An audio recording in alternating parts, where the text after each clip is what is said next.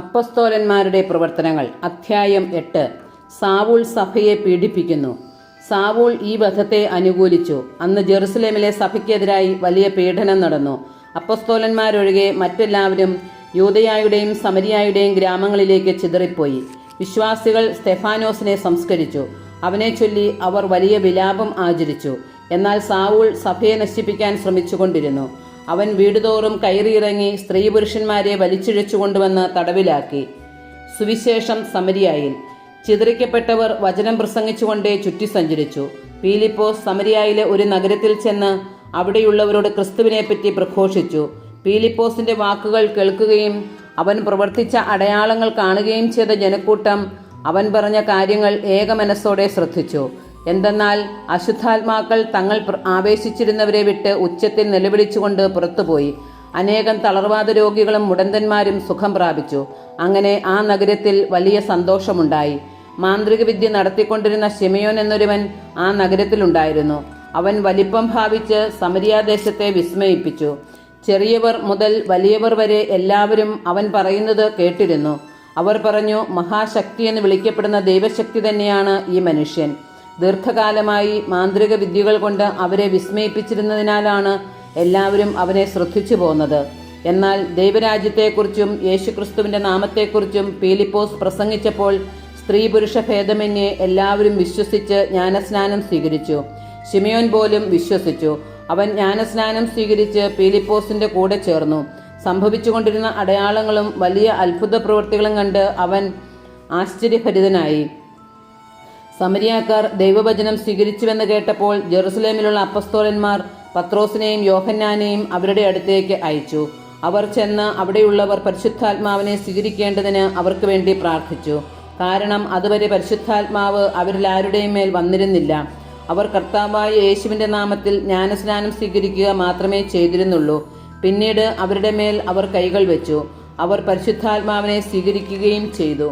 അപ്പസ്തോലന്മാരുടെ കൈവയ്പ് വഴി പരിശുദ്ധാത്മാവ് നൽകപ്പെട്ടത് കണ്ടപ്പോൾ ശിമയോൻ അവർക്ക് പണം നൽകിക്കൊണ്ട് പറഞ്ഞു, ഞാൻ ആരുടെ മേൽ കൈകൾ വെച്ചാലും അവർക്ക് പരിശുദ്ധാത്മാവിനെ ലഭിക്കത്തക്ക വിധം ഈ ശക്തി എനിക്കും തരിക.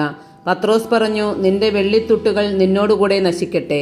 എന്തെന്നാൽ ദൈവത്തിന്റെ ദാനം പണം കൊടുത്തു വാങ്ങാമെന്ന് നീ വ്യാമോഹിച്ചു. നിനക്ക് ഈ കാര്യത്തിൽ ഭാഗഭാഗിത്വമോ അവകാശമോ ഉണ്ടായിരിക്കുകയില്ല. കാരണം നിന്റെ ഹൃദയം ദൈവസന്നിധിയിൽ ശുദ്ധമല്ല. അതിനാൽ നിന്റെ ഈ ദുഷ്ടതയെക്കുറിച്ച് നീ അനുതപിക്കുകയും കർത്താവിനോട് പ്രാർത്ഥിക്കുകയും ചെയ്യുക. ഒരുപക്ഷെ നിന്റെ ഈ ദുഷ്ടവിചാരത്തിന് മാപ്പ് നൽകും. നീ കടുത്ത വിദ്വേഷത്തിലും അനീതിയുടെ ബന്ധനത്തിലുമാണെന്ന് ഞാൻ മനസ്സിലാക്കുന്നു.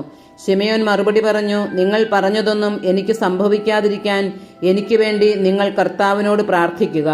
അവർ കർത്താവിന്റെ വചനത്തിന് സാക്ഷ്യം നൽകുകയും അത് പ്രഘോഷിക്കുകയും ചെയ്തതിനു ശേഷം ജെറുസലേമിലേക്ക് മടങ്ങി. അങ്ങനെ അവർ സമരിയാക്കാരുടെ പല ഗ്രാമങ്ങളിലും സുവിശേഷം അറിയിച്ചു. പീലിപ്പോസും എത്യോപ്യക്കാരനും. കർത്താവിന്റെ ഒരു ദൂതൻ പീലിപ്പോസിനോട് പറഞ്ഞു, എഴുന്നേറ്റ് തെക്കോട്ട് നടന്ന് ജെറുസലേമിൽ നിന്ന് ഗാസായിലേക്കുള്ള പാതയിൽ എത്തുക. അത് ഒരു വിജനമായ പാതയായിരുന്നു. അവൻ എഴുന്നേറ്റ് യാത്ര തിരിച്ചു. അപ്പോൾ എത്യോപ്യക്കാരനായ ഒരു ഷണ്ടൻ എത്യോപ്യ രാജ്ഞിയായ കന്ദാക്കയുടെ ഭണ്ഡാര വിചാരിപ്പുകാരൻ ജെറുസലേമിൽ ആരാധിക്കാൻ പോയിട്ട് തിരിച്ചു വരികയായിരുന്നു. രഥത്തിലിരുന്ന് അവൻ ഏശയ്യായുടെ പ്രവചനം വായിച്ചുകൊണ്ടിരുന്നു. ആത്മാവ് പീലിപ്പോസിനോട് പറഞ്ഞു, ആ രഥത്തെ സമീപിച്ച് അതിനോട് ചേർന്ന് നടക്കുക. പീലിപ്പോസ് അവന്റെ അടുക്കൽ ഓടിയെത്തി അവൻ ഏശയ്യായുടെ പ്രവചനം വായിക്കുന്നത് കേട്ട് ചോദിച്ചു, വായിക്കുന്നത് നിനക്ക് മനസ്സിലാകുന്നുണ്ടോ? അവൻ പ്രതിവചിച്ചു, ആരെങ്കിലും വ്യാഖ്യാനിച്ചു തരാതെ എങ്ങനെയാണ് ഞാൻ മനസ്സിലാക്കുക? രഥത്തിൽ കയറി തന്നോട് കൂടെയിരിക്കാൻ പീലിപ്പോസിനോട് അവൻ അപേക്ഷിച്ചു. അവൻ വായിച്ചുകൊണ്ടിരുന്ന വിശുദ്ധ ഗ്രന്ഥഭാഗം ഇതാണ്. കൊലയ്ക്കു കൊണ്ടുപോകുന്ന ആടിനെ പോലെയും രോമം കത്രിക്കുന്നവന്റെ മുമ്പിൽ മൂകനായി നിൽക്കുന്ന ആട്ടിൻകുട്ടിയെപ്പോലെയും അവൻ തന്റെ വായ് തുറന്നില്ല. അപമാനിതനായ അവന് നീതി നിഷേധിക്കപ്പെട്ടു. അവന്റെ തലമുറയെപ്പറ്റി ആര് വിവരിക്കും? എന്തെന്നാൽ ഭൂമിയിൽ നിന്ന് അവന്റെ ജീവൻ അപഹരിക്കപ്പെട്ടു. ഷണ്ടൻ പീലിപ്പോസിനോട് ചോദിച്ചു, ആരെക്കുറിച്ചാണ് പ്രവാചകൻ ഇത് പറയുന്നത്? തന്നെക്കുറിച്ച് തന്നെയോ അതോ മറ്റൊരാളെക്കുറിച്ചോ? അപ്പോൾ പീലിപ്പോസ് സംസാരിക്കാൻ തുടങ്ങി. ഷണ്ടൻ വായിച്ച വിശുദ്ധ ഗ്രന്ഥഭാഗത്തു നിന്ന് ആരംഭിച്ച് അവനോട് യേശുവിന്റെ സുവിശേഷം പ്രസംഗിച്ചു. അവർ പോകുമ്പോൾ ഒരു ജലാശയത്തെങ്കിലെത്തി. അപ്പോൾ ഷണ്ടൻ പറഞ്ഞു, ഇതാ വെള്ളം, എന്നെ ജ്ഞാനസ്നാനപ്പെടുത്തുന്നതിന് എന്തെങ്കിലും തടസ്സമുണ്ടോ? രഥം നിർത്താൻ അവൻ ആജ്ഞാപിച്ചു. അവർ ഇരുവരും വെള്ളത്തിലിറങ്ങി. പീലിപ്പോസ് ഷണ്ഡന് സ്നാനം നൽകി. അവർ വെള്ളത്തിൽ നിന്ന് കയറിയപ്പോൾ കർത്താവിൻ്റെ ആത്മാവ് പീലിപ്പോസിനെ സമ്മോഹിച്ചു കൊണ്ടുപോയി. ഷണ്ഡൻ അവനെ പിന്നീട് കണ്ടില്ല. സന്തോഷഭരിതനായി അവൻ യാത്ര തുടർന്നു.